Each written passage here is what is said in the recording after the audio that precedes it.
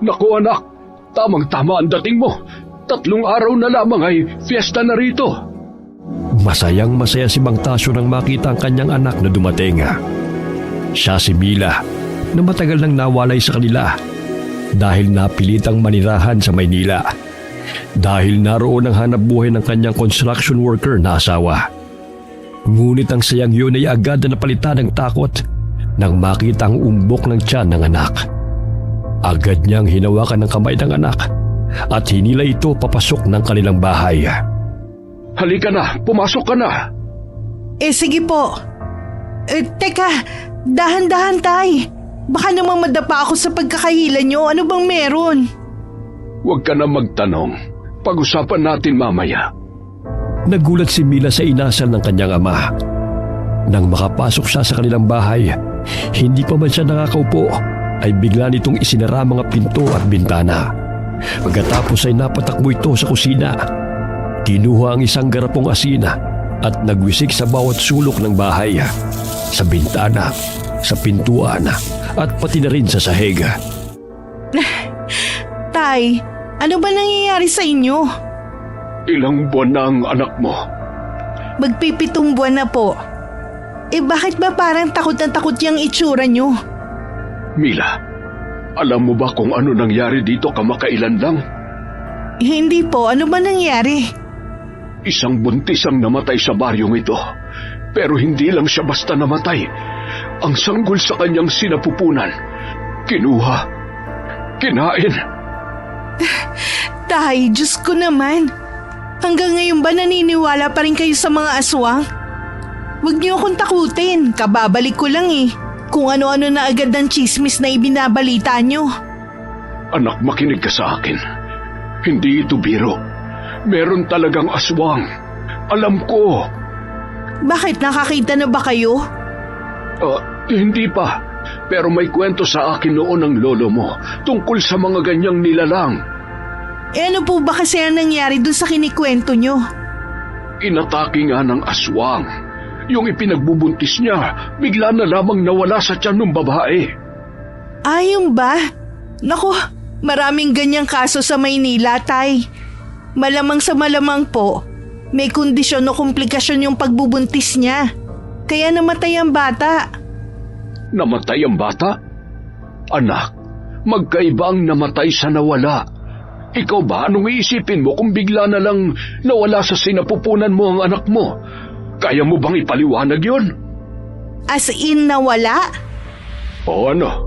Di natulala ka. Ganito kasi yun. Isang gabi, habang natutulog daw sila ng asawa niya, may narinig silang mga kaluskos sa labas ng bahay nila. At nung sumilip sa bintana, may nakita siyang isang nilalang na may mahabang kuko, may malalaking mata at may pakpak na parang paniki. Ang sabi, humingi ng tulong yung asawa. Ang kaso, wala naman daw tumulong kasi walang narinig na ingay yung mga kapitbahay. Tapos? Bigla na lang sumigaw yung babae. Paglingon niya, wala na. Patay na agad. Walang sugat maliban sa maliit na butas sa kanyang tiyan. At agad na napansin na wala na yung umbok, nawala yung sanggol, at patay na yung ina. Ganun kabilis na matay?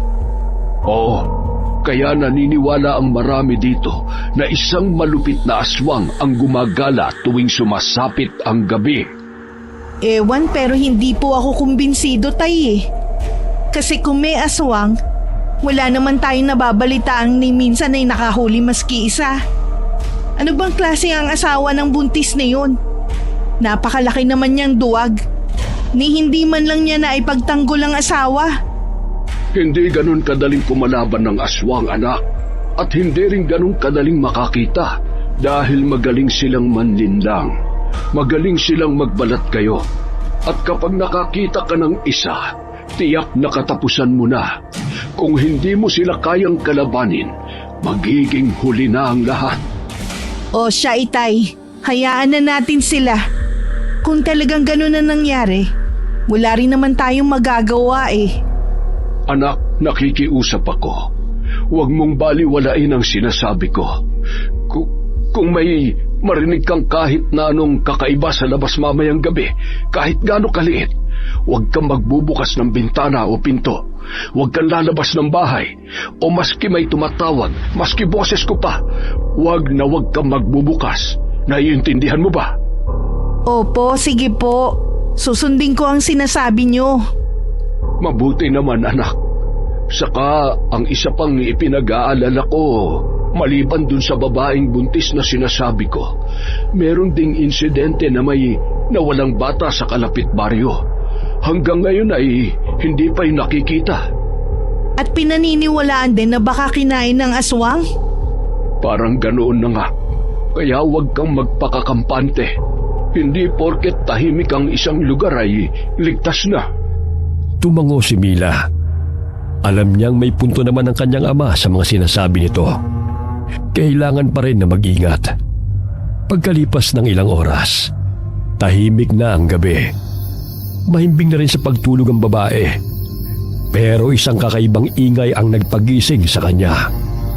Sa unay inakala niyang panaginip lamang. Ngunit nang nagpaulit-ulit ang tunog, napagtanto niyang di guni-guni ang lahat. May narinig siyang kumakatok sa may pinto at narinigan niya ang tinig ng kanyang ama. Nanatili siyang alerto at pinakikiramdaman kung talagang boses nga ba yun ng tatay niya. Anak! Anak! Buksan mo ito! Napakapit siya sa kumot. Nang tignan niya ang oras ay 2:00 pa lamang ng madaling araw.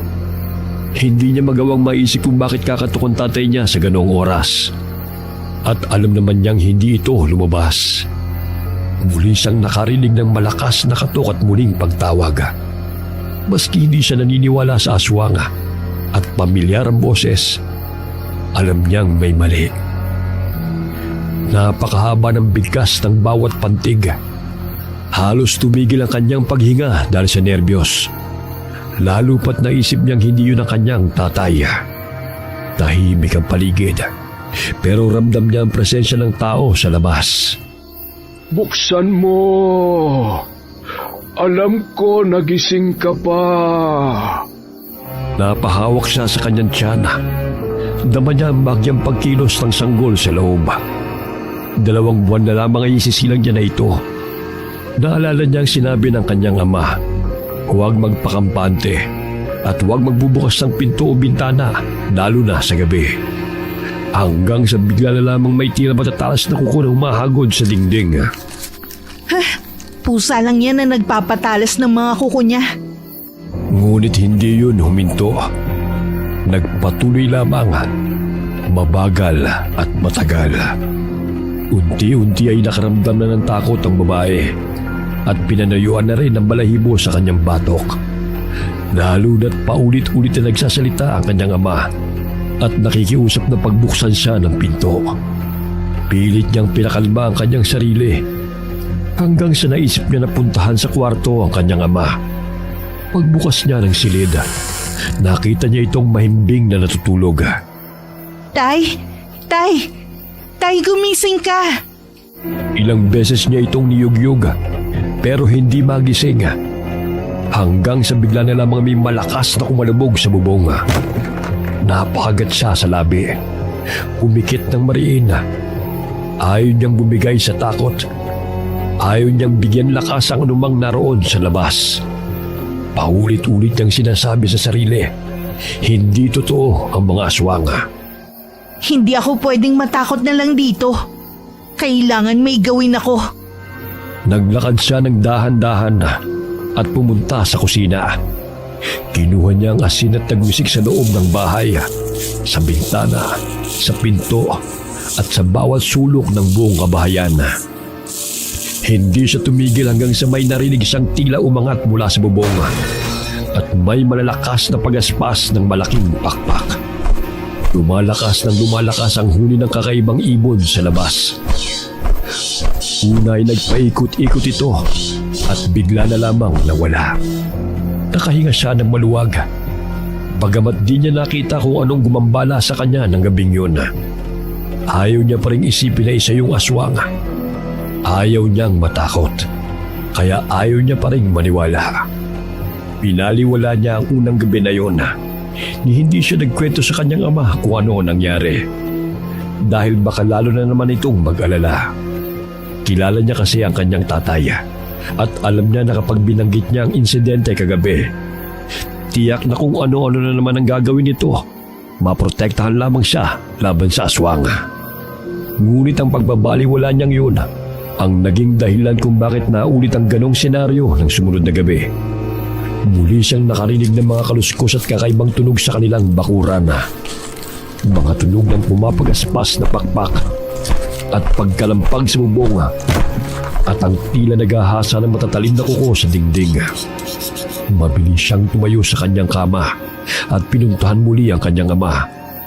Sa pagkakataong yun, nagulat siya nang makita na nakatayo sa may bintana ang lalaki at may kung anong sinisilip sa labas. Nagpatuloy ang mga tunog, paulit-ulit at palakas ng palakas. Sa bawat hinto'y narinig niya ang malalakas na paghinga nang tila isang dambuhal ang nilalang sa labas. Para itong nag-aabang, nagpaparamdam, nananadya upang ipaalam sa kanila na naroon siya. Hoy, Tay! Anong ginagawa mo dyan sa bintana? Huwag ka maingay. Anong huwag maingay? Sino ba kasi ang walang magawang tao na yan?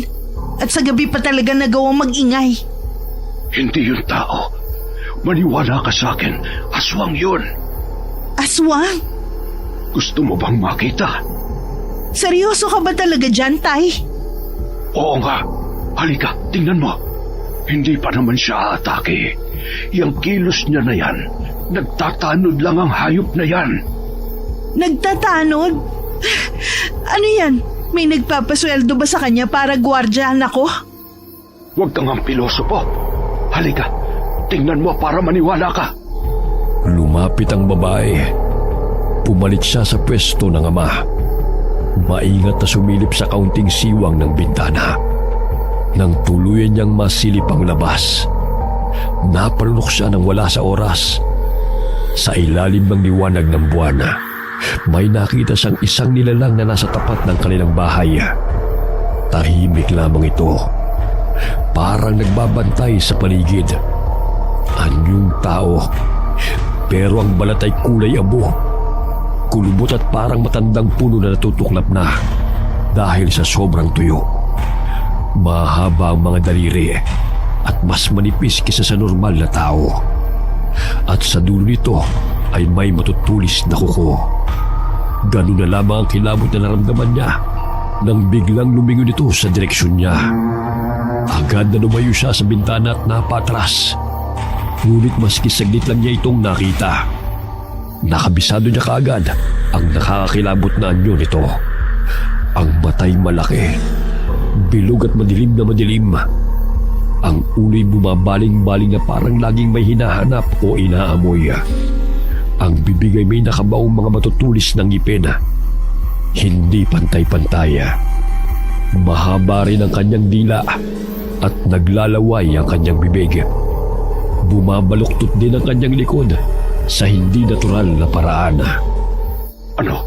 Naniniwala ka na? Anong klaseng nilalang yun? Bakit ganon, Tay? Aswang ang tawag dyan. Maniwala ka, nagtatanod na ang aswang sa'yo at naghihintay na lang ng tamang pagkakataon para sunggabang ka. Huwag naman po kayong manakot ng ganyan.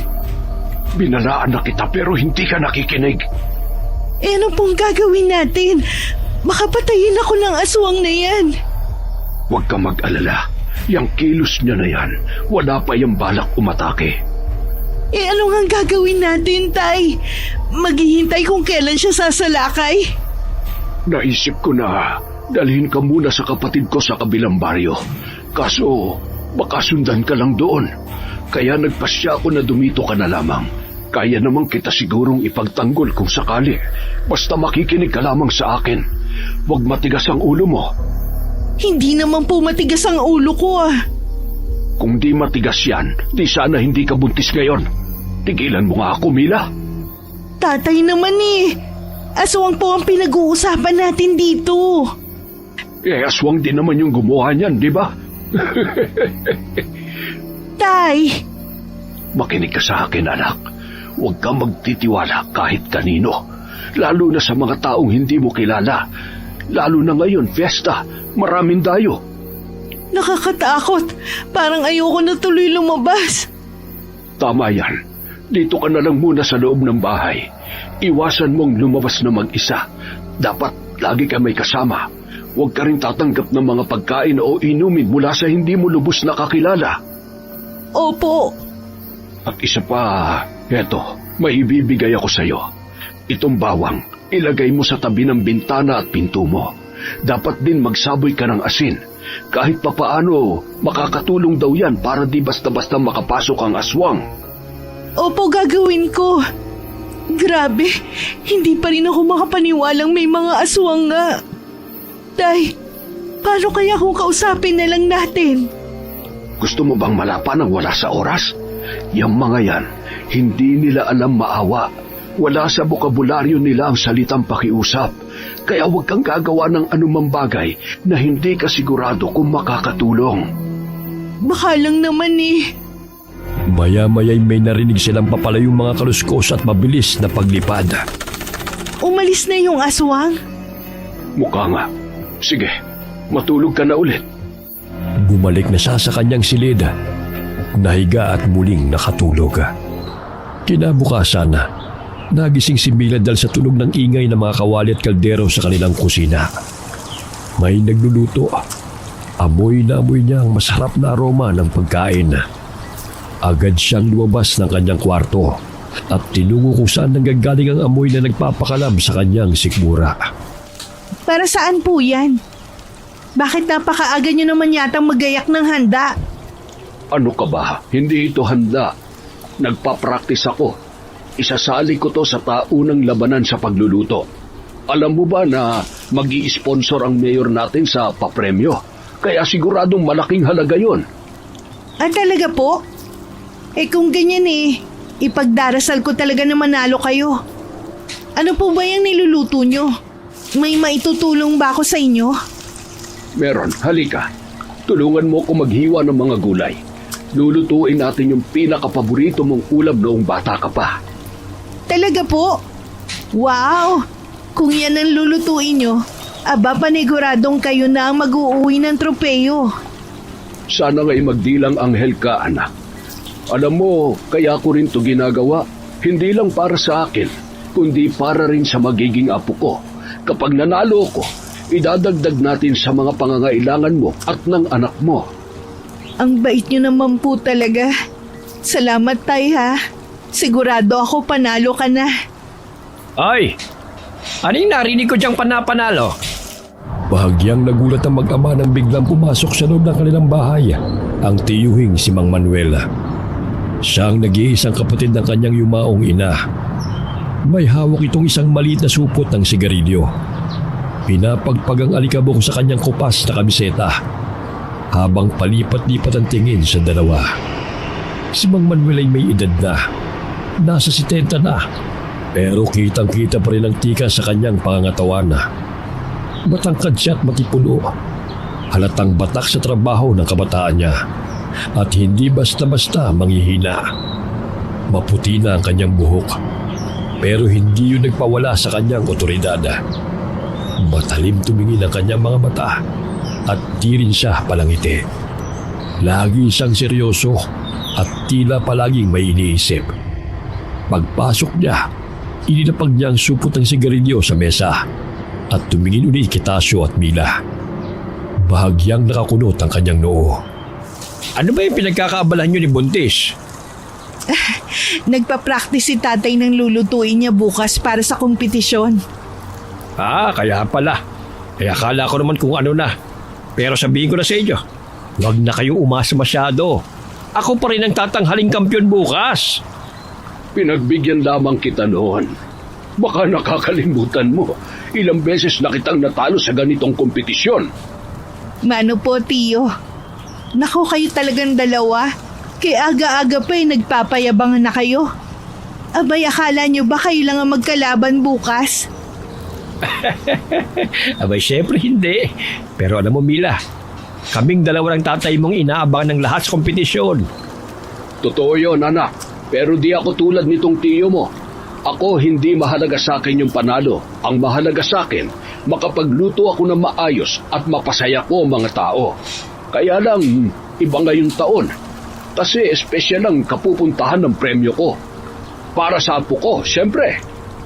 Nako po, kunwari ka pa. Kunwari di mayabang. Pero itong sasabihin ko sa iyo, bayaw, hindi ako magluluto ng putyo-putyo bukas. Sigurado ako ang mananalo. Hindi kita pagbibigyan. Hay nako, wala pa nga yung kompetisyon, nagbibilang na kayo ng biyaya. Parang siguradong sigurado na kayo na isa sa inyo mananalo ah. Bakit wala bang ibang kasali? Saka paano kung wala sa inyo manalo ha? Aba, hindi mangyayari yun, iha. Ipaglalaban ko ang putahe ko. Pinili ni Mang Tasyo na manahimik na at wag nang sagutin si Manuel para di na humaba ang kanilang usapan. Bagamat kumpiyansa siya sa kanyang recipe, kailan may hindi niya mamalitin ang kanyang bayaw. Lalo pa at alam niyang mahusay din talaga itong magluto. Naibigay ko na yung tabako. Aalis na ako at meron pa akong aasikasuhin sa bayan. Oo, sige. Mag-ingat ka sa lakad mo. Salamat sa mga ito. O sige, dyan na kayo. Mag-practice ka na mabuti, ha? Tumatawa pa ang matandang lalaki habang naglalakad palabas ng bahay ng mag-ama. Walang nagawa ang dalawa kundi ang magkatinginan at halos sabay pang napailing. Kinagabihan, hindi dalawin ng antok si Mila. Sa hindi niya may paliwanag na dahilan, para siyang naiinitan. Masyadong malinsangan ang hangin. Panay ang paypay niya sa kanyang sarili at halos hubarin niya na ang kanyang suot na duster. Hanggang sa muli siyang nakarinig ng kaluskos sa labas. Nandito na naman tong aswang na to. Wala talaga siyang balak na tigilan ako. Ngunit natigilan siya nang makarinig ng kakaiba. Di tulad ng nakaraang gabi. Mas maingay ang aswang na nasa labas at may kakaiba itong tunog. Parang sumisingasing na baboy. Isang hayop na parang gutom na gutom. Nanatili siyang tahimik at pinilit na di gumawa ng ingay. 10 oras na ng gabi kaya di niya alam kung gising pa ang kanyang ama.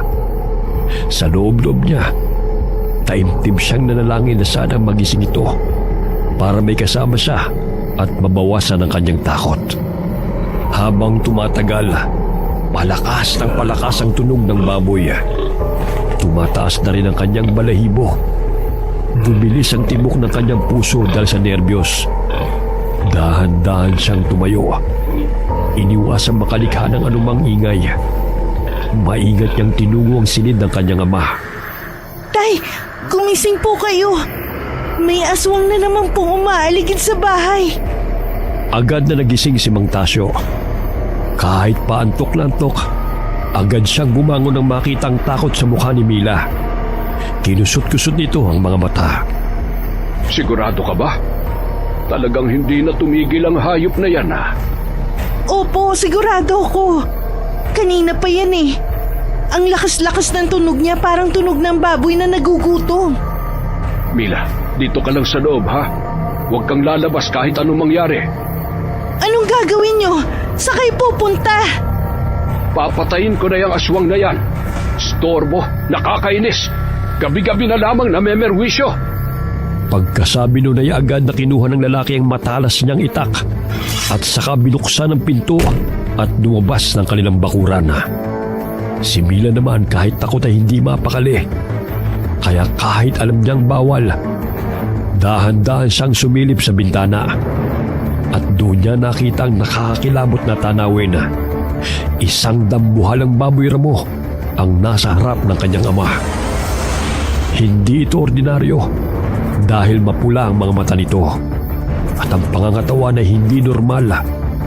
May mahaba rin itong pangil na lumalabas sa bibig. Habang nakatitig sa nangyayari, napansin niyang may kinuha si Mang Tasyo mula sa bulsa. Isang maliit na botelya na may langis. Alam ni Mila kung ano yun. Ang mahiwagang langis na gawa sa nilangis na katas ng luya. Kaagad na pinahira ni Mang Tasyo ang talim ng itak. Mahigpit na hinawakan ng matanda ang kanyang sandata. Biglang sumudan ng buhal ang baboy Ramo. Sa isang iglap, mabilis na umiwas si Mang Tasyo at buong lakas na hinataw ng itak ang mukha ng halimaw. Isang malalim na sugat ang iniwan nito. Dahilan upang humiyaw ng napakalakas ang aswang. Isang sigaw na matinis at nakakapanindig balahibo. Ano? Sige, laban! Akala mo ba makukuha mo ang anak ko ng ganun-ganun lang? Kita sa mga mata ng halimaw ang matinding sakit at galit. Muli siyang naghanda. Inihanda ni Mang Tasyo ang sarili at ang kanyang sandata. Muli siyang sumugod. Handang protektahan ang kanyang anak at handang tapusin na kaagad ang laban. Ngunit mabilis ding umilag ang baboy Ramo. Mabilis ka din, ha? Tingnan ko lang kung makakaya mo pa to. Humanda ka! Sa isang mabilisang galaw, buong puwersa niyang hinataw sa likod ang halimaw. Natamaan niya ito, pero mabilis na tumakbo palayo. Sinubukang hamulin ito ng matanda, pero mabilis ang aswang at maliksi. Agad itong naglaho sa madilim na bahagi ng kakahuyan. Nakatakas pa! Subukan mong bumalik at lagot ka talaga sa akin! Paghahandaan kitang hayop ka! Tay, tama na yan. Halika na, balik na tayo sa loob. Bakit nandito ka sa labas? Naku, ang tigas talaga ng ulo mo! Hindi ako mapakali sa loob eh. Natatakot ako para sa inyo. Alam mong delikado yan, Mila. Kung hindi mo ko pinakinggan at lumabas ka ng mas maaga, baka ikaw nang tinarget ng hayop na yon. Pero tay, babalik pa kaya yun? Oo, hindi titigil ang aswang hanggat hindi niya nakukuha ang gusto niya. Pero hindi tayo papayag. Mabuti pa tara na sa loob at baka mamaya may kasama pa yun. Pumasok na silang mag-ama sa loob ng bahay. Tahimik nilang isinara ang pinto. Siniguradong nakakandado ito na maayos. Naupo si Mang Tasyo sa harap ng hapag. Pinagmasdan ng itak niyang may bahid pa ng dugo ng aswang. Hindi pwedeng ganito na lang lagi, anak. Kailangan natin maghanda. Hindi na sumagot pa si Mila sa kanyang ama. Maya-maya may kinuha itong isang botelya na parang may lamang langis na mamula-mula. Pahiran mo ang tiyan mo para di napapangamuyan ng aswang.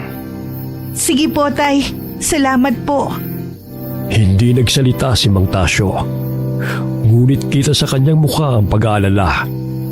Mabilis niyang niyakap ang anak. Mahigpit na parang ayaw na niyang pakawalan pa ito. Halos maluha-luha siya habang hinahaplos ang likod ni Mila. Napangiti ang babae. Ramdam pa rin niya ang takot. Pero kumpiyansa na siyang kayang-kaya talaga siyang protektahan ng kanyang ama at handang ipaglaban sa anumang panganib.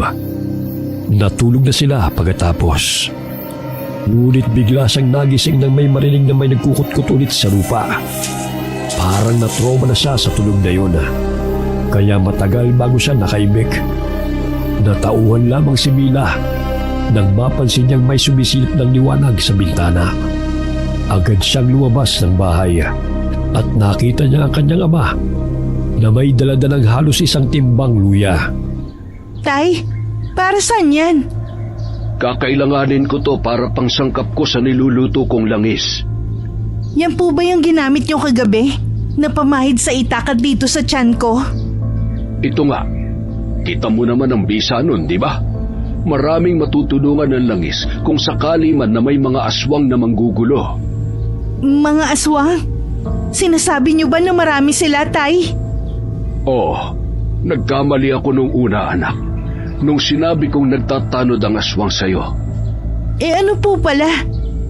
Iba-ibang aswang yung pumupunta dito. Paano niyo po nasabi? Dahil sa kakayahan nila magbago ng anyo. Kita mo naman, ibang aswang yun nandito kagabi kesa dun sa nakita nating unang aswang. Opo, baboy Ramo yung kagabi. Tama, yung kagabi, isa yung uri ng awok. Di hamak na mas malakas yung aswang na yun kesa dun sa una mong nakita. Paano na po ngayon, tay? Baka bumalik na lang ako ng Maynila nito kapag nagkataon. Ano, babalik ka dun sa walang kwenta mong nobyo? Ang totoo po, ayoko na nga po eh. Huwag lang magpapakita sa akin yung hayop na yon, kundi kakarnihin ko siya ng buhay at ilalahok sa mga lulutuin ko. Grabe ka naman, Tay. Ano kayo, aswang?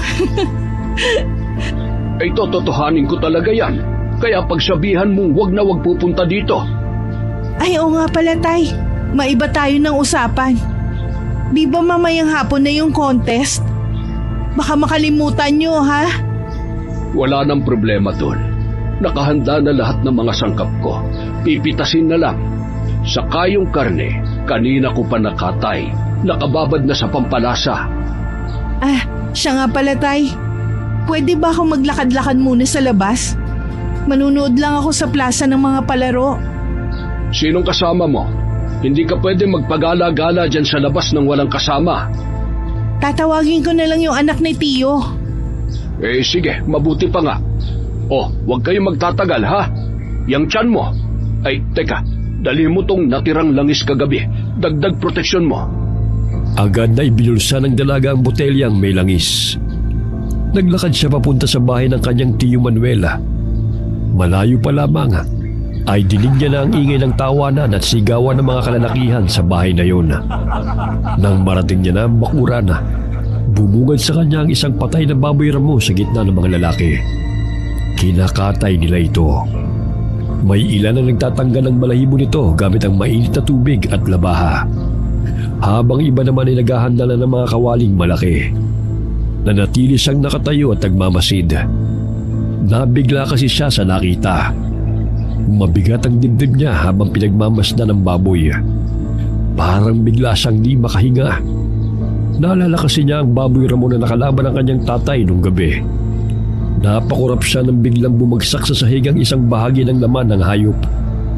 Nakangiting napatingin sa kanya si Tio Manuel. Aba Mila, napadalaw ka. Mukhang tinitiktikan mo lulutuin ko ah.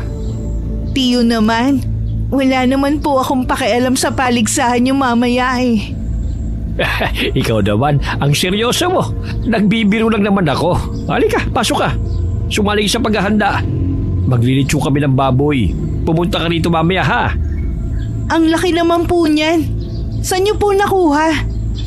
Eh nahuli namin kagabi pag-alagala dito sa baryo. Eh siguro galing yan sa gubat. Naligaw dito.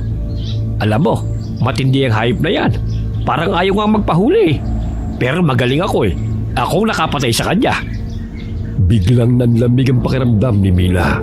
At para siyang masusuka ng biglang sumagi sa isip niya na marahil ang baboy na kinakatay ng mga lalaki ay ang aswang na nakalaban ng kanyang tatay. Ayos ka lang ba? Mukhang masela ng pagbubuntis mo, iya. Nasusuka ka ba? Ayaw mo nang amoy ng baboy? Ayos lang po ako. Ilang buwan na ba yung dinadala mo? Nasa 7 buwan na po. Abay, pwede na. Po? Ano pong pwede na? Ay, ang ibig ko sabihin pwede nyo lang ang paghanda ng paglabas niyan. May mga gamit ka na ba? Damit ang sanggol. Yun ang sinasabi kong pwede nyo lang ihanda. Akala ko naman po kung ano na. Kumain ka na ba? Opo, kanina sa bahay. Nandiyan po ba si Pinsan? Magpapasama lang po sana ako na gumala dyan sa may plaza. Mamamasyal lang po ako ng konti at maglalakad-lakad. Oo sige, puntahan mo lang dyan sa loob. Sige po, Tio Manuel, salamat po. Walang anuman, iha. Bumalik si Tio Manuel sa grupo ng mga lalaki habang si Milay nagmamadaling pumasok sa loob ng bahay. Agad niyang inaya ang kanyang pinsan. Tumango naman ito kaagad at sinabing magbibihis lamang. Habang hinihintay ang pinsan, hindi maalis sa kanyang isipan ang mga nangyari kagabi at may mga tanong siyang gustong malaman ng mga sagot. Matapos magbihis ni Junjun, sabay silang lumabas ng bahay at naglakad patungo sa plaza. Sa bawat hakbang, dama pa rin ni Mila ang kaba sa kanyang dibdib. Ngunit sinikap niyang itago ito sa pinsan.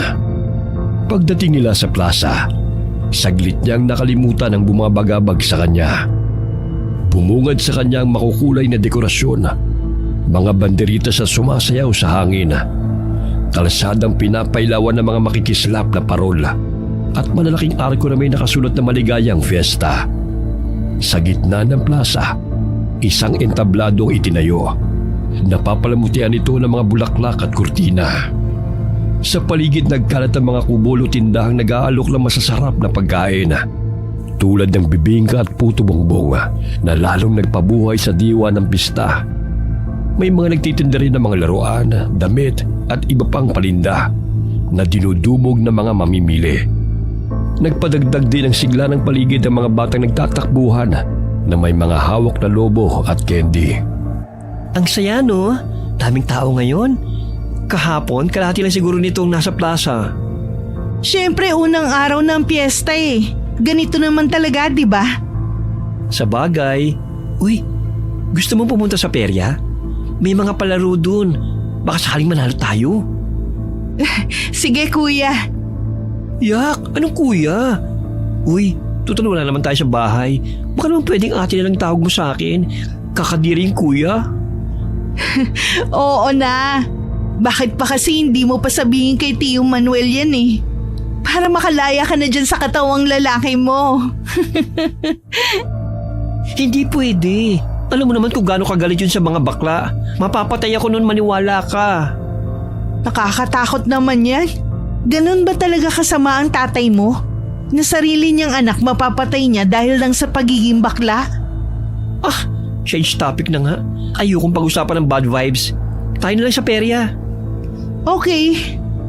Subukan natin yung baril-barilan. Baka makakuha tayo ng stuffed toy o kaya keychain. Sige, subukan natin.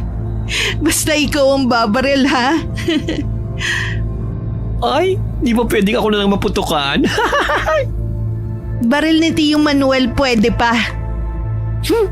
Tara na nga. Naglakad na sila. Sa pagpasok nila sa peryahan, biglang napatigil si Mila. May isang lalaking agad na nakaagaw ng kanyang pansin. Nakahubad ito mula bewang pataas. Kaya kita ang matipunong katawan. Malapad ang balikat. Matigas ang dibdib.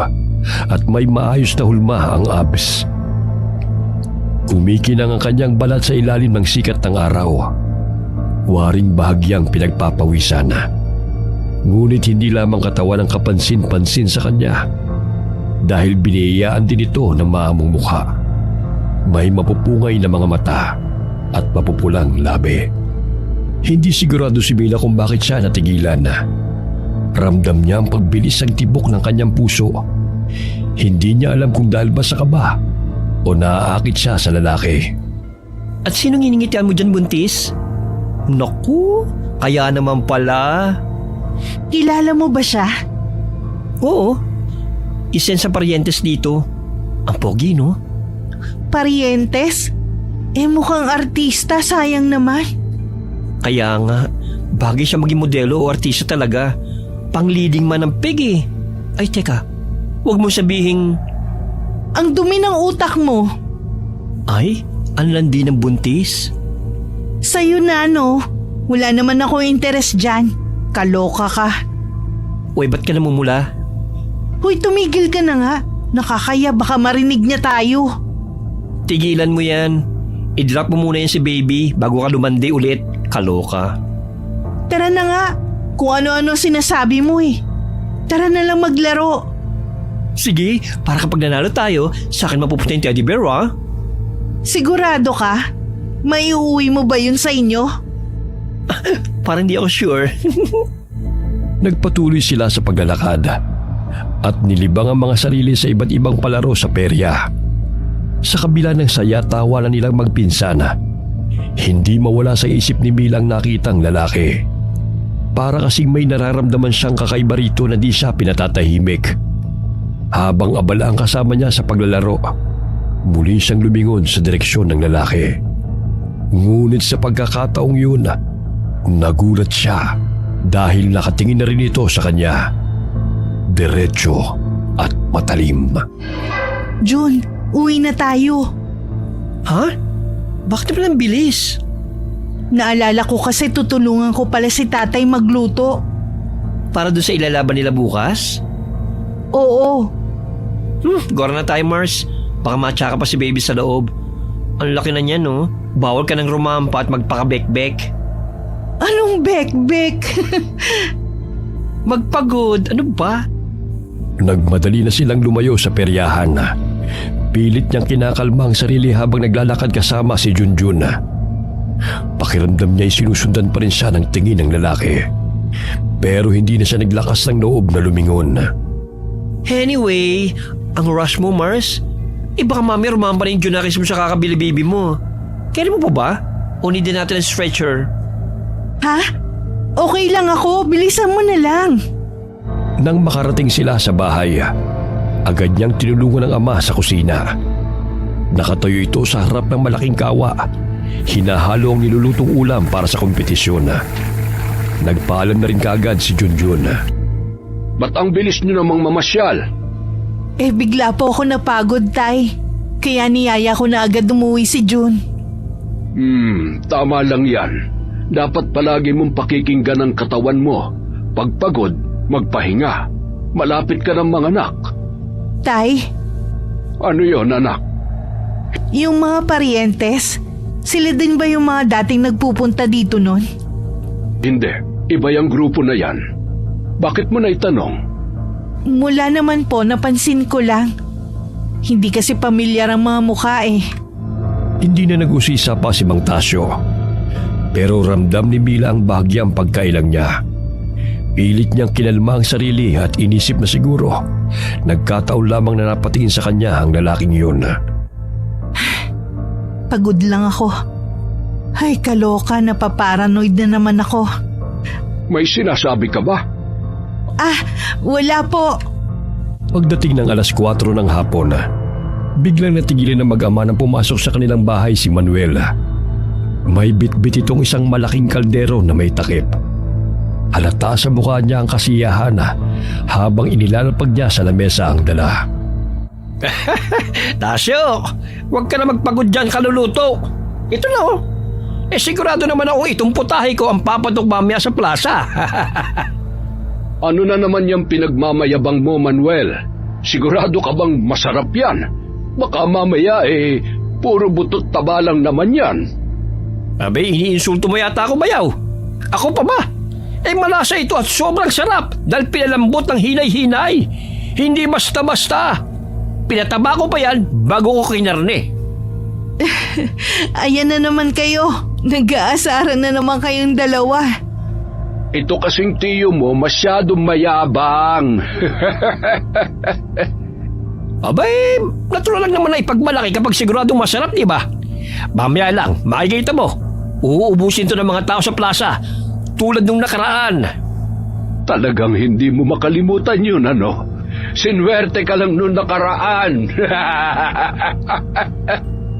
Bueno ba kasi ang niluluto mo? Espesyal na kare-kare. Nako, pangkaraniwang putahe na lamang yan. Hindi ka pa ba nadadala sa pagkatalo mo? Sa pagkapahiya mo? Tama na, napipikon na ako. Alam nyo, ang mabuti pa, chill lang tayo. Huwag nating gawin malaking bagay ang kompetisyon. Tiyo Manuel, tatay, tama na ang asaran ha. Oo na, anak. Ano ba kasing ginagawa mo dito at daladala mo yung kaldero mo? Pa, sabay-sabay na tayong pumunta roon. Mabuti pa, dalian nyo na dyan. Ang bagal-bagal mo talaga kahit kailan bayaw. Sandali na lamang naman ito. Magigisa na lang ako ng bagoong. Mabuti pa mauna ka na. Ay, hindi pwede. Mas magandang dalawa tayo para may drama. May pagka-grand entrance tayong dalawa. Nako, kayo talagang dalawa. Para kayong mga bata. Sandaling tinitigan ni Mila ang kanyang tiyo. Masaya ito at tila mabait ang araw na yun. Hindi tulad doon na palaging mainitin ang ulo. Sa oras na yun, parang may kung anong sigla ang kanyang mukha. Napansin din niya na bihira niya itong makita na ganoon. Relax at nakangiti at parang walang iniintinding problema. Dito lang po muna kayo Magbibihis lang po ako saglit. Ay, sandali lang. Kailangan ko palang bumalik sa bahay at tatawagin ko si Jun. Dito na muna tong panlaban ko, ha? Mila, bantayan mo tong tatay mo, ha? At baka dayain tong putahe ko. Dagdagan kung ano-ano. Ginawa mo pa ako mandaraya. Kung gusto mo, bitbitin mo na yan at umuwi ka na. Biro lang naman yun. O sige na, babalik na lang kagad ako. Pagkalis ni Manuel ay napatingin si Mila sa kaldero. Naisip niyang bigla na nais niyang manalo sa kompetisyon ng kanyang tatay para sa taon na yon, alang-alang sa kanyang anak.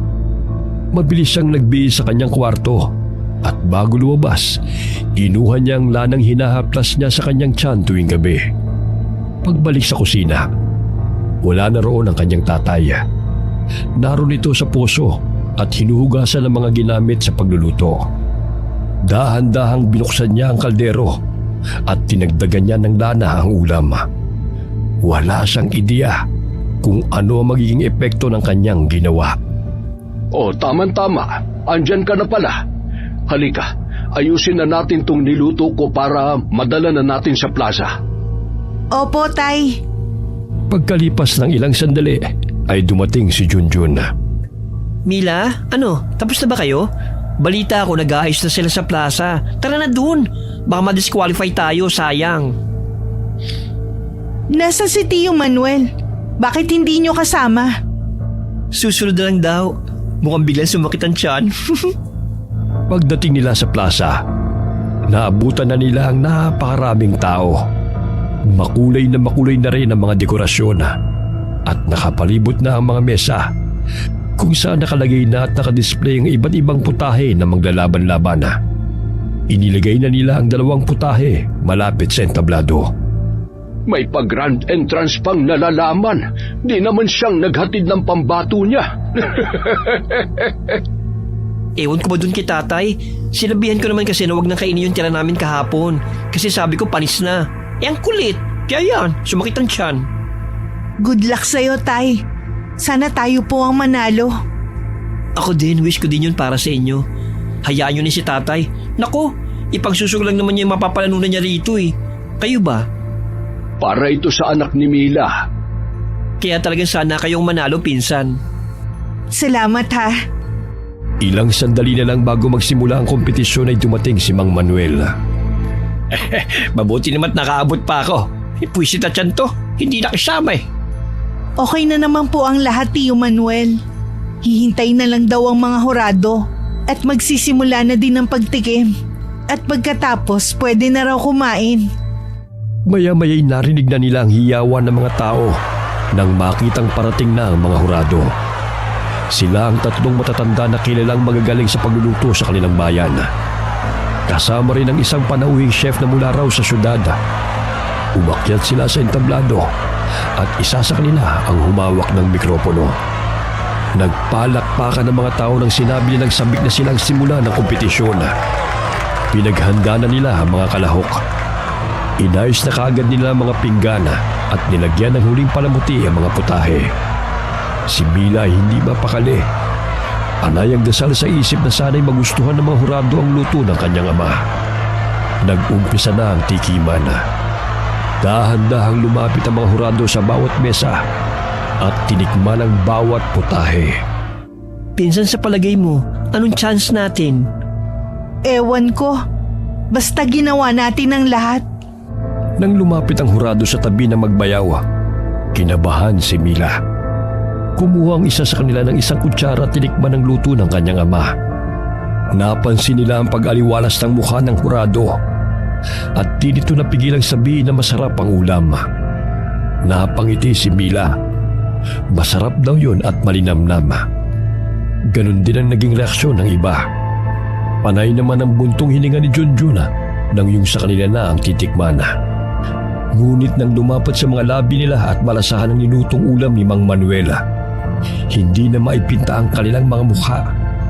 Halos masuka ang isa sa kanila habang panay ang pagpaypay ng kamay sa harap ng bibig. Tila inaalis ang hindi ka nais-nais na lasa. Napatingin ang mga manunood at may ilan na nagbulungan. Tila may iba rin na natuwa sa ganoong eksena. Bakit? Anong problema? Bakit ganyan ang mga reaksyon nyo? Lumapit si Mang Tasyo at tinikman ang luto ng kanyang bayaw. Pero halos masuka rin ito sa lasa. Malansa. Sobrang lansa. Ah? Imposible! Niluto ko yan ng maayos. Saka parang matigas din ang karne. Ano ba kasi ito? Dahil sa sinabi ng kanyang bayaw, ay tinikman na rin ni Mang Manuel ang ulam. Nalasahan nga niyang malansa ito at parang sariwang dugo ang lasa. Kaagad niyang binuksan ang kaldero. Agad na naamoy niya ang lansa nito. Ganun na lamang ang pagkayamot niya nang makitang tila na wala ang bisa ng mahikang inilagay niya rito. Halatang hindi ito karne ng baboy. Mapula ang karne at may nakakasulasok na amoy. Anak lang! Anong ginawa mo rito, bayaw? Ikaw bang sumabotahin ito? Bakit? At bakit ko namang gagawin yun? Wala akong kinalaman dyan. Bakit ako sisisihin mo sa palpak mong luto? Lalong napahiya si Mang Manuel at sa inis ay napaupo na lamang siya sa isang tabi. Pero bigla na lamang nagkagulo ang lahat nang biglang tila nang hina si Mang Manuel. Pawis na pawis siya at nanginginig. Napahawak siya sa kanyang dibdib na tila kinakapos ng paghinga. Ayos ka lang ba, bayaw? Mabuti pa'y umuwi na tayo. Dali, John. Tulungan mo kung maiuwi itong tatay mo. Bilis! Teka, ano po ba nangyayari? Huwag na kayong maraming tanong. Manuel, makinig ka. Relax ka lang, ha? Relax ka lang. Hindi mo yan pwedeng ipakita dito. Uwi na tayo. Pero bigla na lamang umungol ng malakas si Mang Manuel. Nagulantang ang lahat dahil ang ingay na yun ay hindi pangkaraniwan. Hanggang sa bigla na lamang humaba ang kuko niya. Nagbago ang kanyang anyo. Unti-unting bumaluktot ang kanyang likod. Tinubuan ng pangil. Naging isang halimaw. Isang aswang. Napasigaw sa takot ang mga tao. Tay! Ano nangyayari? Bakit nagkaganyan si Tio Manuel? Tay! Magsalita ka! Tumahimik ka na muna. Huwag kang aalis dyan sa likod ko. Nagkagulo na sa plaza. Isang matandang lalaki ang pumulot ng bato at ibinato sa aswang. Tumama yun sa balikat, pero parang baliwala lamang yun kay Mang Manuel. Huwag kayong matakot. Hindi ko kayo sasaktan. Hindi ko ginusto ito. Hindi ko ginusto maging ganito. Ngunit wala nang gustong makinig. Mula sa likuran, isang lalaki ang sumugod. Hawak ang isang matulis na patalim. Wala siyang pag-aalinlangan na saksakin si Mang Manuel. Mabuti na lamang at mabilis itong nakailag. Namukha ni Mila ang lalaki. Siya yung gwapong parientes. Hindi nito nilubayan ang matanda. Sa kanyang pag-atake, tumalon ng mataas ang aswang. Mabilis ang naging kilos nito. Nagpalit na rin ito ng anyo. Naging isang aso. Tumakbo ito ng tumakbo hanggang sa nawala na sa paningin ng mga tao. Ilang kalalakihan ang mabilis na humabol. May dalang mga sulo at gulok. Ngunit kahit anong gawin nila, hindi na nila inabutan si Mang Manuel. Unti-unting humupa ang gulo. Naiwan sa gitna ng plaza si Junjun. Nakayuko. Hindi alam kung anong gagawin. Nasa isip niya ang imahe ng kanyang ama. Mula sa likuran, lumapit si Mila. Dahan-dahan niyang hinawakan ang balikat ng kanyang pinsan. June, doon ka na lang muna sa bahay namin. Hindi ka namin pababayaan ni tatay. Hindi na kailangan. Kaya ko naman. Sigurado ka ba? Kailangan natin pag-usapan sa bahay to. Sandali lang! Napatingin ang tatlo nang biglang tumayo ang isang lalaki sa gitna ng bulwagan at matalim na nakatingin sa kanila. Ikaw! Ba't mo pinagtatanggol ang aswang na yun kanina? May alam ka ba? Aswang ba kayo katulad niya? Hindi ako aswang at hindi ko ipinagtanggol si Manuel. Isang lalaki ang nagsalita at nagsabi mga kamag-anak sila ng aswang. Kaya posibleng mga aswang din sila. Tumahimik kayo! Huwag niyo akong pagbintangan sa isang bagay na hindi naman totoo! Eh bakit mo nga pinoprotektahan yung aswang? Huwag ka na magmaang-maangan pa! Dahil kitang-kita ng lahat ng ginawa mo! Hindi masamang aswang si Manuel. Kita niyo naman, di ba? Hindi siya lumaban. Hindi siya umatake. Ano? Porkit ganun mambait na? Aswang yun! Dapat tinapos na natin! Tama na! Tama na! Biglang nilapitan ng lalaki si Junjun at kaagad na kinuwelyuhan na. Ikaw! Isa ka rin sa kanila? Hoy! Bitiwan mo yung pinsan ko! Sumusobra ka na! Kailan naging sobra maghangad ng kaligtasan at katahimikan para sa lahat? Ikaw! Buntis ka pa naman. Hindi ka ba natatakot na baka biktimahin ka ng mga ito? Ikaw kung makapagsalita ka, akala mo kilala mo ang lahat ng mga tao dito ah. Bakit pa bida-bida ka ha? Anong intensyon mo? O ngayon binabaliktad nyo na ako. Hindi ka makasagot? Alam mo ba yung pinagbibintangan mo dating albularyo dito? Marami na natulungan yan dito. At isa pa, dito na tumanda yan. Eh ikaw, anong ganap mo dito sa baryo namin ha? Ikaw nga dapat ang kinu-question eh. Ako? Bakit ako? Ako ba yung nakita nilang naging aswang? O yung kamag-anak nyo? Sigurado ho ako, di natin dapat magkatiwala ng pamilyang ito. Kamag-anak nila yung aswang. Kaya sigurado kong mga aswang din sila. Tumigil ka na. Sige, kung gusto niyong pakinggan ang taong to, patayin niyo na ako. Pero ito lang ang sasabihin ko sa inyo. Wala kayong mapapala. Saglit na natahimik ang lahat. Si Harry ay walang nakuhang suporta sa mga tao. Napag-isip niyang marahil ay marami ang nagtitiwala rito, kaya di nila magawang sakta na.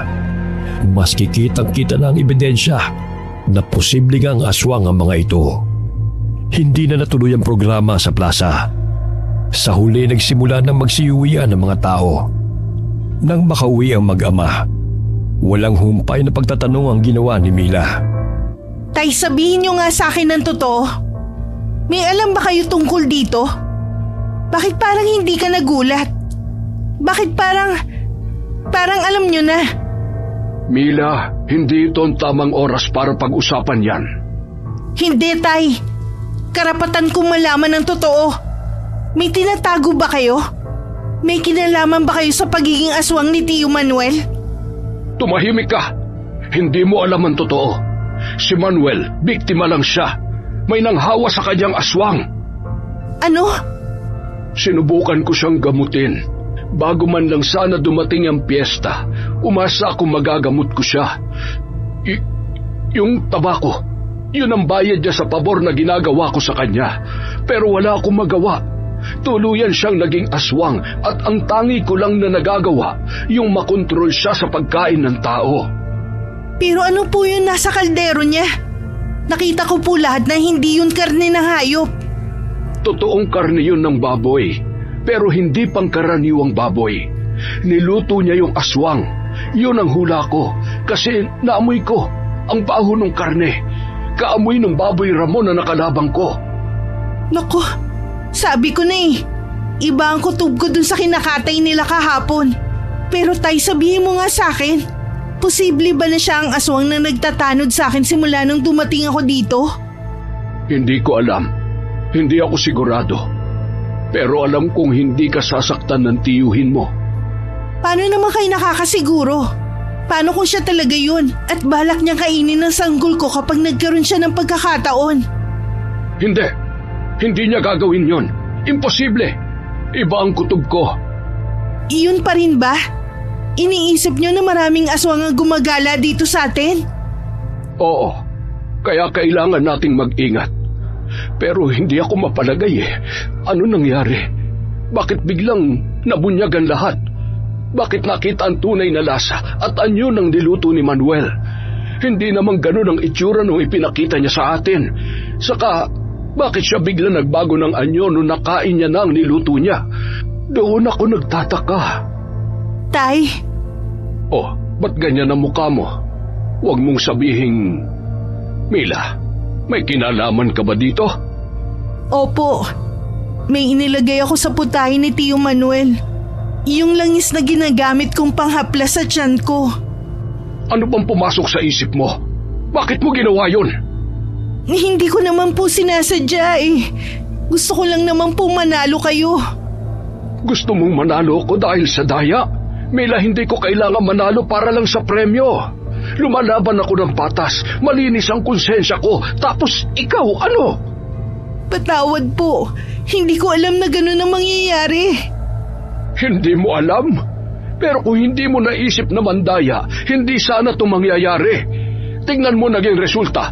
Nabunyag ang sikreto ng Tio Manuel mo. At alam mo bang di lang siyang pwede mapahamak? Pati tayo.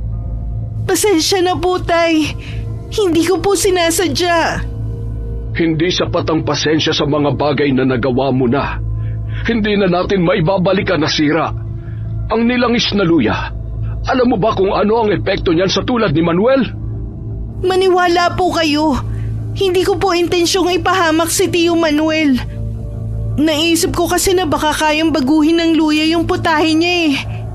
Di mo talaga alam yung ginawa mo. Alam mo bang di lang panghaplas at pantaboy ng aswang ang lana na yon? May kakayahan niyong mailantad ang tunay na anyo ng isang aswang. Kapag nakain nila yon, di nila mapipigilang maging aswang o maging tao kapag sila'y nagbabalat kayo. Kaya ba siya biglang nagbago kanina? Oo, at hindi lang yon. Kapag napasok sa katawan ng isang aswang ang langis na yon, unti-unti silang manghihina. Hindi na nila kayang magpagaling ng sarili. Kung masyadong marami ang nakain ni Manuel, baka hindi na siya makabalik pa sa dati. Ibig sabihin, baka mamatay si Tio Manuel? Hindi ko pa alam, pero posible. Hindi. Ano yung ginawa ko? Kasalanan ko to. Wala na tayong magagawa. Huli na para magsisi ka, anak. Ako na lang ang gagawa ng paraan. Susubukan kong hanapin ang tiyo mo at masigurong maayos ang kanyang kalagayan. Opo, please Tay, gawin niyo at ihingi niyo rin po ako ng tawad sa kanya. O sige na, matulog ka na. Dapat nga hindi ka masyado nagpupuyat eh. Masama yan sa bata. Sige po, Tay. Ngunit bago sila maghiwalay na mag-ama, isang kaluskos ang narinig nila. Ako nang bahala dyan. Matulog ka na. Sinilip ni Mang Tasyo ang kanilang bakuran, pero wala siyang nakitang anumang kakaiba sa labas. Kaya tumuloy na rin ito sa kanyang kwarto at natulog. Kinaumagahan, nagising si Mila sa ingay ng mga nag-uusap at nagsisigawan nilang mga kapitbahay. Kaagad siyang bumangon at sumilip sa bintana. Mula ron nakita niya ang kumpulan ng mga tao sa bakuran nila. Yung ibang tao, may mga bitbit na patay na hayop. Kinabahan ang babae. Kaya naman kagad niyang pinuntahan ang kanyang ama. Tay, ano nangyayari sa labas? Bakit sila nagkakagulo? Hindi ko rin alam, anak. Ako nang haharap sa kanila at makikipag-usap. Kanina pa nga tawag ng tawag yung mga yan dito eh. Hindi nga lang ako makalabas kaagad at naliligo ako. Sige po, Tay. Kinakabahan ako. Huwag kang kabahan. Wala tayong ginagawang masama. Agad na lumabas ang matanda at tinignan ang nangyari. Pagdating niya sa labas, tumambad sa kanyang paningin ang isang kakilakilabot na tanawin. Ilang kambing, manok at maging aso ang nakahandusay at wala ng buhay sa isang sulok ng kanilang bakuran. Ang kanilang mga katawan ay may malalalim na sugat. Waring nilaplap ng mabangis na nilalang. Nagbubulungan ang mga tao. Nagtatanong kung anong hayop ang maaaring gumawa ng ganong kalagim na pagpatay. Iisa ang sagot nila, mga aswang. Alam ko na kung saan papunta ang usapang ito. Tigilan nyo na yan. Hindi kami mga aswang at mas lalong di kami ang may gawa niyan. Sigurado ka ba, tanda? Kagabi lang naging aswang yung bayaw mo. Tapos ngayon natagpuan ang mga bangkay ng hayop sa bakuran mo. Ano ibig sabihin nito sa palagay mo? Hindi ko alam ang sinasabi mo. Huwag na kayo magmaang-maangan pa. Sabihin nyo na ang totoo. Mga pamilya kayo ng aswang. Bakit ako aamin? Patunayan mo kung gusto mo. Alam mo, hindi ko alam kung ano sadya mo dito sa amin. Bukod sa pagiging peryantes na bida-bida, ano ang dahilan mo? Bakit tila gusto mo yatang maging bayani ng baryong ito?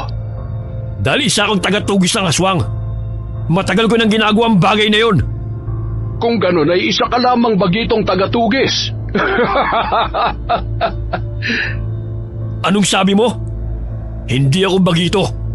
Matagal ko nang ginagawa ang panguhuli at pagpatay ng mga aswang. Kung sanay ka na, bakit di ka marunong kumilatis ng aswang?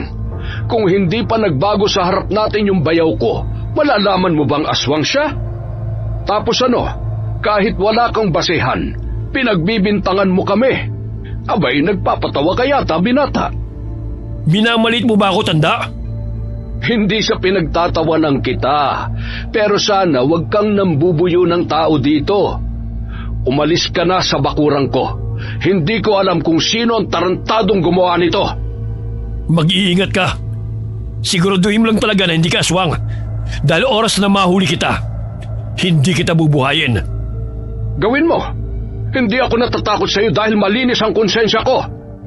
Sa loob ay naluluha si Mila. Kahapon lamang ay masaya pa sila at nasasabik sa pagdiriwang ng fiesta. Ngunit sa isang pagkakamali niya, nasira niya ang masayang okasyon na para sana sa lahat. Nang muli siyang sumilip sa bintana, unti-unting nagsialisa ng mga tao. Kanya-kanya namang bitbit ang mga may-ari ng hayop na namatay. Ang ilan ay natakot at nagalit kay Mang Tasyo. Pero may ilang ding naniniwala na malinis ito at hindi gagawin ang ganoong bagay. Ang mga walang hiya. Bakit, Tay? Binabaligtad nila tayo. Tayo ang pinapalabas nilang mga aswang dito sa baryo. Ano po? Pero bakit? Hindi ko alam. Dapat tayong maghanda. Mukhang mas may malalim na dahilan kung bakit nila to ginagawa. Masama ang kutob ko, anak. Hindi pa to tapos. Tay, pwede ba nating imbestigahan yung lalaki na yun? Naisip ko na rin yan, anak. Kakaibang lalaking yon. Hindi ko siya magagawang pagkatiwalaan, maski sabihin pa niya na isa siyang tagatugis ng aswang. Mukhang nasa itsura naman niya, Tay. Anong nasa itsura? Bakit? Nakakita ka na ba ng tunay na tagatugis? Hindi ganoon ang itsura ng tunay na pumapatay ng aswang. Ano ba dapat maging itsura? Kung totoo na tumutugis ka ng mga aswang, dapat maski isang agimat o mutya, meron ka. At walang suot ang lalaking yun, tama? Ang lolo mo noon, siya ang halimbawa ng isang tunay na mandirigma at birador ng mga aswang. Sa tuwing umuuwi siya, mabaho si tatang, malansa at amoy pawis at may mga patak ng dugo sa kanyang damit. Pero yung lalaking yun... Malinis, mabango, walang bahid ng dumi, gwapo. Sandali nga lang. Ako'y naguguluhan dyan sa sinasabi mong bata ka eh. Baka nakakalimutan mo, Mila. Buntis ka. Lumalandi ka pa ata. Porket gwapo mapagkakatiwalaan na. Kadalasan, sila yung mga may pangil tuwing gabi. Naku, hindi ba paninirang puri din po yan? Abay, nakakahalata na ako sa iyo, ha? Tipo mo ba yung lalaking yon? Tumigil ka dyan sa kahibangan mo. Natahimik ang dalawa nang bigla na lamang may malakas na katok sa kanilang pintuan. Uncle? Mila? Buksan niyo tong pinto! Agad na lumapit si Mila at pinagbuksan ang kanyang pinsana. Nakita niya itong tila namumutla at pawis na pawis. Ano ba nangyari sa'yo? Bakit parang takot na takot ka? Halika na muna dito sa loob. Paupuin mo, Mila, at painumin ng tubig ang pinsan mo. Uncle, si tatay, nagpakita siya sa akin kagabi. Ano? Totoo po. Gabi na nun, may narinig akong kaluskos sa likod ng bahay. Akala ko kung sino lang. Pero nung marinig ko yung boses niya, pinagbuksan ko po siya ng pinto. Anong nakita mo? Okay naman po siya. Bumalik na po siya sa pagiging tao niya. Mabuti naman. Kaunti nga lang ang nakain niya. Alin po? Wala, iho. Sige, ituloy mo na yung sasabihin mo. Sabihin ko daw po siya yung babala. Sinabi niya sa akin na may paparating na panganib. Anong klase ng panganib? Sinabi niya ba sa'yo? Ang sabi po niya, huwag daw tayo magtiwala sa kahit na sinong dayo dito sa atin, lalo na sa mga bagong dating na estranghero. Bakit kailangan nating gawin yon? May paparating daw po na grupo ng mga aswang. Gusto nila maghari dito sa buong baryo. Tama ang sinabi mo, Itay. Base sa mga nagtatanod na aswang dito sa atin tuwing gabi, hindi lang isang aswang yun. Marami silang nagpapalit-palit na magbantay dito tuwing gabi, di ba? May nagbabantay na aswang dito tuwing gabi? Oo, nakita ko na yung dalawa sa kanila. Nakakatakot. Anong gagawin natin? Tay, ano nang plano? Hindi ko pa alam. Mag-iisip pa ako. Pero sa ngayon, wala tayong pagpipilian kundi ang pagtiyagaan ng nilangis na luya para di tayo malapitan ng aswang. Pahingi nga rin po ako niyan, Uncle. Teka, bago mo gamitin yan, sigurado ka bang hindi ka aswang? Gaga, hindi ako aswang. Tama na nga yung biruan nyo na yan. Seryoso ang sitwasyon natin ngayon. Dapat tayong maging mapagmatsyag. At ang isa sa pinaghihinalaan ko ay ang ipokritong Periantes na yon. Sino po? Si Pogi? Pogi? Mas gwapo pa kami ni Manuel doon nung kabataan namin eh. Kaya wag na wag niyo mapogi-pogi yung hayop na yon. At baka pakuntugin ko kayong dalawa ni Mila. Pambihira kayo. Gwapo daw. Pweh! Umalis sa tabi nila si Mang Tasyo at tinungo ang taniman niya ng mga luya. Muli siya nagkutkot nito at balak na gumawa ng mas marami. Doon na rin niya pinag-isipan kung ano ang susunod niya nang gagawin. Samantala, nagpatuloy naman sa pag-uusap ang dalawa sa loob. Meron akong kailangan aminin sa'yo. Ano yun? Ako ang... Alam ko na yan. Sinabi sa akin ni tatay. Narinig niya kayo nag-uusap ni Uncle. Alam mo, sa totoo lang, nagtampo ko sa'yo nung una kasi nga diba, ikaw naging dahilan kung bakit nabuking si tatay. Nasira mong buhay namin, Mila. Pero si tatay, sabi niya patawarin daw kita kasi hindi mo naman alam. Pinaintindi niya sa akin na kailangan ko magpatawad kasi kayo na lang natitirang kapamilya ko. Salamat, pinsan. Hindi ko alam kung anong sasabihin ko. Ay, Diyos ko. Basta patawarin niyo ako. Diyos ko, Lord. Kakasabi ko lang. Rewind ka ng rewind. Parang silang plaka, pak the nern. Ano pa yung mga sinabi ni Tio Manuel sa'yo? Sabi niya hindi pa siya sigurado kung ilan ang totoong kalaban. Pero sigurado raw siya na hindi aalis ang mga ito hanggat hindi nakukuha ang gusto nila. Ano bang gusto nila? Dugong fresh, lakas na wagas at power ng pangmalakasan. At ang baryong ito, plano nilang gawing HQ ng mga eklavo nila. Plano nilang gawing pugad ang baryo natin? Hindi natin pwedeng hayaang mangyari yun. Kailangan natin makausap ang mga kinauukulan at ang lahat ng mga tao mapagkakatiwalaan. Kailangan natin magtulungan para mailigtas ang baryo. Pak, true ka dyan. Pero bet kaya nila maniwala sa atin. Kung hindi sila maniniwala sa atin, paano natin lalabanan ng mga aswang? Kaya mo bang lumaban? Tulungan mo si tatay. Ganda kong to. Mukha ba akong pang aswang exterminator? Diyos ko, pang rampa to, hindi pang rat-rat. Magpakalalaki ka muna sa ngayon. Kailangan ni tatay ng kasama. Hindi na niya kakayanin mag-isa. Eme ko na ang buong sangkabaklaan. Pag bet nilang magpakabilib, boom! May army of Beckys na tayong kakampi. Sige, pagbutihin mo mangumbinse ha? Lumipas ng tahimik ang buong maghapon. Pero ang katahimikang yun ang mas lalong nagbigay ng kilabot kay Mang Tasyo. Bumalik na ito sa loob ng bahay, buhat sa pagkalkal ng luya. Inagabihan na natili silang gising na tatlo at nagmamatsyag sa paligid. Tahimik na ang buong baryo, ngunit hindi mapakali ang matanda. Panay sabi ito ng mabigat ang hangin. Parang may mga matang nagtatago sa dilim. Si Mang Tasyo ay may hawak na itak. Bit-bit naman ni Junjun ang isang latigo na gawa sa ikog pagi. Sa kamay naman ni Mila, hawak niya ang nilangis na luya. Tapos na nilang pahila ng kanilang mga sandata at nag-aabang na lang sila sa posibilidad na pagsugod ng mga kalaban.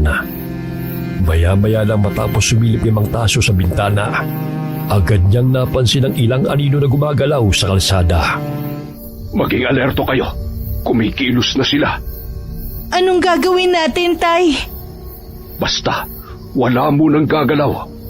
Sa muling pagsilip niya, nakita niya sa labas ang unti-unting paglitaw ng mga nilalang.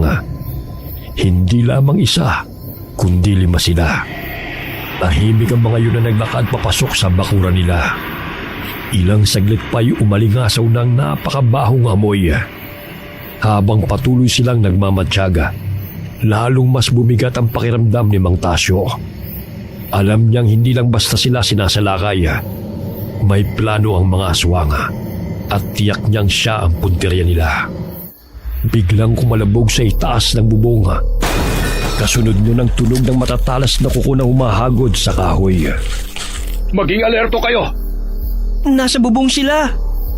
Meron din sa bakuran. Nakita kong isang payat na aswang. Inawakan ni Mang Tasyo ng mahigpit ang kanyang itak. Ngayon na! Mabilis na binuksan ni Mang Tasyo ang pinto at sumugod sa labas. Kasunod nito ang ilang mga tao na kasama nilang nag-aabang sa loob ng bahay. Silang mga kaibigan at kasamahan ni Junjun. Nagsimula ang madugong labanan laban sa 5 aswang. Napatras ang isang aswang nang makitang maraming taong nakahandang sumalubong sa kanila at makipaglaban. Pero bago ito makabawi sa pagkabigla, mabilis na pinalo ni Junjun ng latigo ang binti nito. Napasigaw ang halimaw sa sakit nang lumapat ang latigo sa balat niya. Isa namang aswang ang lumundag sa harap ni Mila na noon ay nakatayo sa harap ng pinto. Napapikit ang babae saglit. Pero bago pa siya maagat at mabiktima ng aswang, nasabuyan na niya sa mukha ito ng nilangis na luya. Napasigaw ang aswang. Natumba kagad ito sa lupa. Iniinda ang parang nalapnos na katawan nito at mukha. Gumagana ang langis, mga bakla! Ngayon na! Agad na nagsusugod ang mga kabaklaan at sabay-sabay nilang inatake ang 2 aswang. Isa ring aswang ang bigla na lamang lumitaw sa likod ni Junjun. Nakahanda na nitong sagpangin ng walang kamalay-malay na binata. Nang biglang lumitaw sa kung saan ang isang aswang at kinagat sa balikat ang kapwa aswang. Napalingon si Junjun. Tay! Ano ka ba kumakasigaw? Daig pang babae! Tay, ano po kasi? Alam ko na. Matagal ko nang alam, Gaga. Sige na, tulungan mo ng uncle mo. Tapusin na natin ngayong gabi ang mga salot na yan. Isa na lang ang natira sa mga aswang at nahuli na ito ng mga kasamahan ni Junjun. Huhuliin pa nga sana nila si Mang Manuel dahil nakita nila ito sa anyong aswang. Pero pinigilan sila ng 3 at sinabing kakampi nila ito. Aalis na ako. Kailangan ko na ulit magtago dahil sigurado ako na mamaya lang dadami ng tao rito. Sige, salamat sa pagtulong mo, Bayaw. Pagkaalis ni Mang Manuel ay agad na hinarap ni Mang Tasyo ang nahuling aswang. Ano ba ang pakay niyo? Hindi ikaw ang totoong kalaban namin. Isa ka lang malaking sagabal na kailangang linisin. Kung ganon, hindi ang anak kong buntis ang tinatanuran niyo, kundi ako. Sino ka? Hindi mo na kailangan malaman kung sino ako. Talaga ba? Maski hindi ka magsalita, kayang-kaya kong ibunyag ang mukha mo tulad nila. Pagtingin ng aswang sa kanyang mga kasamahan, nagbago na ang anyo nila. Lalo na yung mga napatakan ng langis. Nawalan ng bisa ang kanilang mga pagbabalat kayo. Isa ang kakaibang nilalang. Pagkasabi doon ay kagad na binuhusan ni Mang Tasyo ng langis ang aswang. Tumambad ang tunay nitong anyo sa kanilang lahat. Ikaw? Tama nga ang tatay. Hindi ka mapagkakatiwalaan. Ay, so hindi ka pala taga-jowa ball? Charot? Aswang ka pala, te? Colors? Talagang nagpapanggap pa kayong mga parientes, ha? Para masakop tong baryo namin. Akala nyo kaya nyong tatay ko? Matanda lang yan sa paningin nyo. Pero ang lakas niyan daig pa ang kalabaw. Ano, gulat kayo, no? Nandito kami para magparami ng lahi. Marami na kami nahawa ang tao rito. At kahit tapusin yung buhay ko, marami pa sila. Totoo, sinabi niya. Pero huwag kang maging masaya dahil hindi mo sila kakampi. Ang baryong ito ay sa amin at hindi ka namin hahayaan na masakop ito. Poprotektahan namin ang mga tao rito sa abot ng aming makakaya. Bumalik si Mang Manuela kasama ang mga nilalang na tulad din niya. ang mga kapwa niya nahawaan at naging aswang.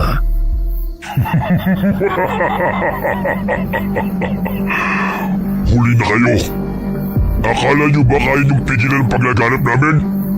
Kahit anong gawin nyo, darami at darami kami.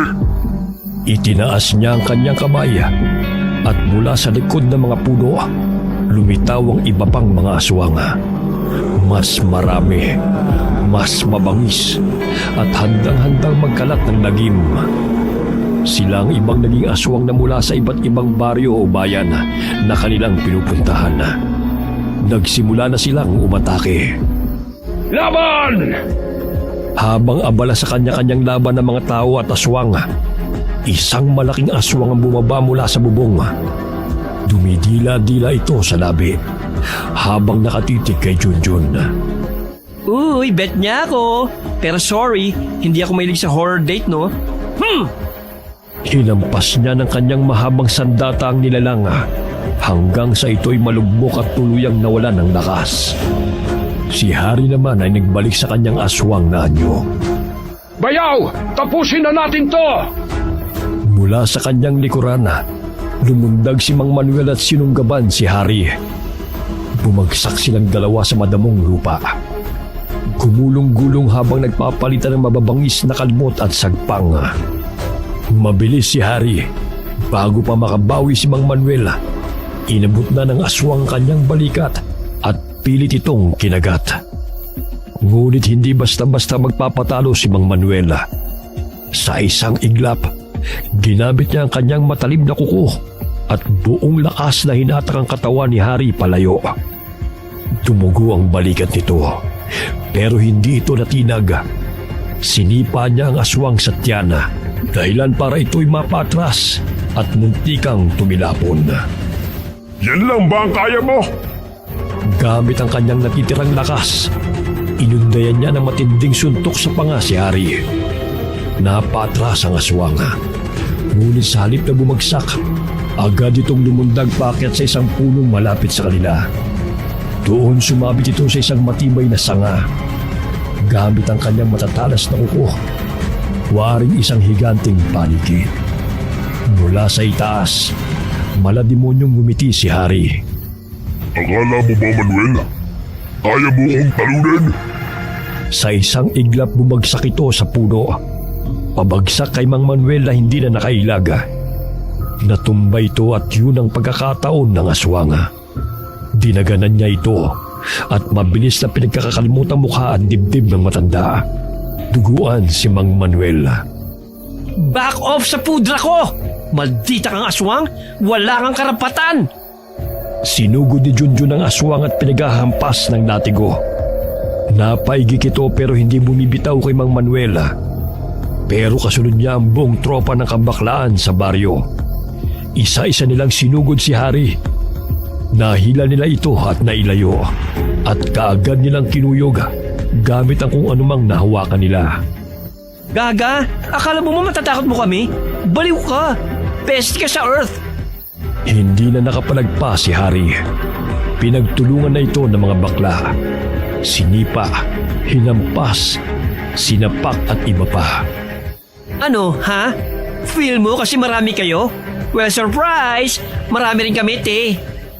Nilatigo niya ang aswang hanggang sa tuloy na itong nawala ng buhay. Nang makita ng mga natitirang aswang ang nangyari kay Hari, nagkanya-kanya na sila ng takas. Tapos na po ba? Nang makitang tumango si Mang Manuel, halos sabay na tumakbo ang dalawa palapit sa kanilang mga ama. Niyakap nila ang mga ito ng mahigpit. Tapos na talaga, Tay. Oo anak, tapos na. Aalis na ako.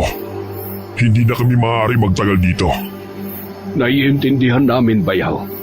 Pero ito ang tatandaan mo. Kahit ano ka pa ngayon, pamilya mo pa rin kami. Alam ko, Bayaw. Ikaw nang bala sa anak ko, ha? Ako na ang bahala sa anak mo. Napangiti si Mang Manuel kahit may lungkot sa kanyang mga mata. Uling beses niyang tinignan ang kanyang anak bago siya tuluyang naglakad palayo patungo sa gubat. Kasama ang mga katulad niyang nahawa at naging biktima ng grupo ng mga aswang na paryentes. Muli nang bumalik sa normal ang buhay sa baryo matapos ang madugong laban. Pagkalipas ng 2 buwan, naipanganak ni Mila ng normal ang kanyang anak. Nagpatuloy ang buhay para sa kanilang mag-ina, kasama si Mang Tasyo at si Junjun. Di na rin siya bumalik sa kanyang nobyo sa lungsod, bagkus ay inilaan ang sarili para na lang sa kanyang anak. Samantala si Mang Tasyo, nagsimula ng magtanim ng maraming luya sa bakuran. Hindi lamang bilang panangga sa masasamang nilalang, kundi bilang simbolo ng kanilang tagumpay at bagong simula. Wakas.